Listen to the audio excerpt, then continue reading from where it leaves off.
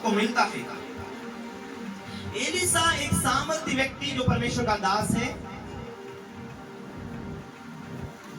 और परमेश्वर का सेवक वो उस क्षेत्र के अंदर सेवा कर रहा है। एलिसा, एक दिन की बात है जब एलिसा सुनेम को गया,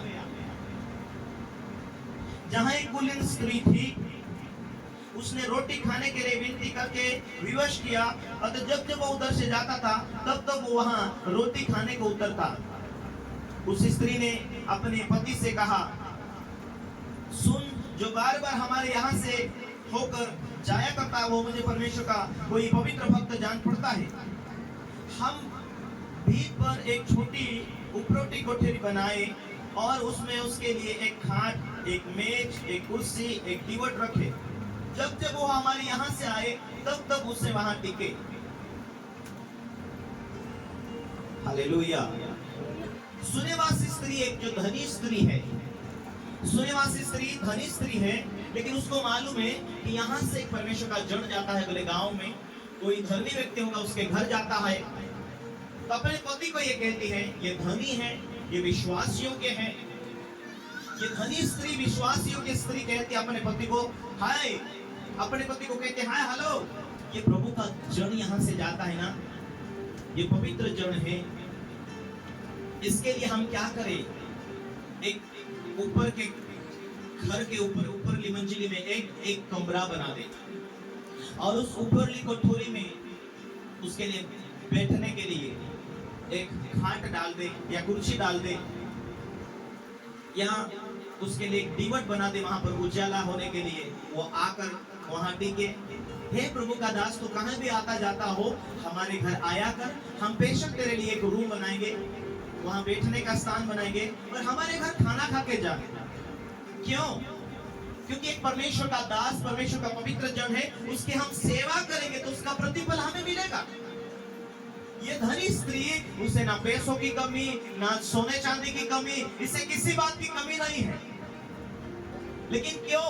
वो धर्मी भी है, वो धर्मी भी है, सोना चांदी की किसी बात की कमी नहीं है, फिर भी वो परमेश्वर के जन को किस तरीके से इज्जत करती, आदर करती। विश्वासी लोगों को उठने और बढ़ने और सफलता पाने के एक रहस्य देना चाहता हूं। Hallelujah, hallelujah.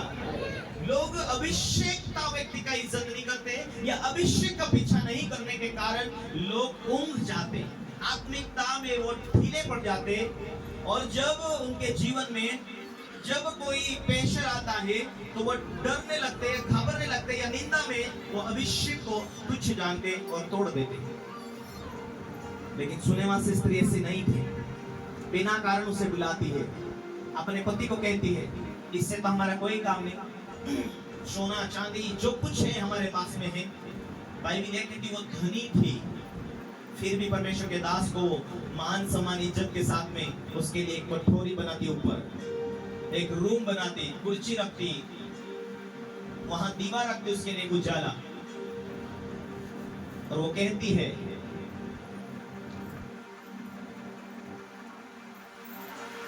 बहुत विवश किया, जब जब उधर से जाता था, ऐसा नहीं आए तो आए, जाए तो जाए। आज लोगों के, बहुत सारे लोगों का प्रेम मैंने देखा, आए तो आए, जाए तो जाए, लेकिन ऐसा नहीं। ये प्रभु की जो, प्रभु का अभिषिक्त दास की दास की उसने इज्जत किया। जब जब तू आए हमारे घर कृपया करके आना। धर्मी व्यक्ति का पाव भी हमारे घर में आए तो हम आशीष का कारण ठहरते हैं। प्रभु का जन हमारे घर में आए तो हम बरकत का कारण ठहरते हैं। तू हमें बरकत देना दे, लेकिन तेरी सेवा करने के द्वारा हम आशीष पाते, ये उस स्त्री को मालूम था। Hallelujah, hallelujah. किसी परमेश्वर, सारे लोग, हम सोचते सारे लोग साधारण हैं, सारे लोग एक समान, हाँ एक समान है, हालेलुया। लेकिन हमारे लिए परमेश्वर ने एक विशेष एक व्यक्ति को चुनता है, जो चल भी नहीं सकता वो चलाता है, उससे वो अभिषेक देता है।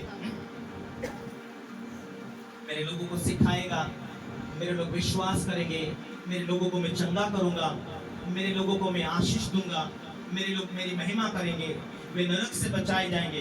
उनके लिए तू शिक्षा देने के लिए खड़ा रहना, मैं तुझे अभिषेक दूंगा। परमेश्वर चुन के अभिषेक देता है व्यक्ति को। वो विशेष नहीं होता, लेकिन परमेश्वर विशेष बनाता उसे। हम में से चुन के परमेश्वर एक व्यक्ति को चुनता और उसे अभिषेक करता है, ताकि हमारे बीच में वो खड़ा हो, हमारे बीच में अगुवाई करे, हमारे बीच में वो हमें लेकर चलने वाला व्यक्ति बने। वो परमेश्वर से वाणी लेकर आए और हमारे बीच में दे, वो परमेश्वर का संदेश लेकर आए और हमारे बीच में दे। चलना कैसा, जीना कैसा, बोलना कैसा, रहना कैसा, उसकी आवाज को कैसा सुनना। कलीसिया उस टीम की रक्षा करने के लिए, उस टीम को सलाह देने के लिए एक अगुवे की जरूरत होती है, वो परमेश्वर चुन के रखता है। और परमेश्वर का चुना हुआ व्यक्ति को ही हम हल्के में लेंगे तो क्या परमेश्वर का वचन क्या कहता है? कर्म बिना तेरा विश्वास अधूरा है।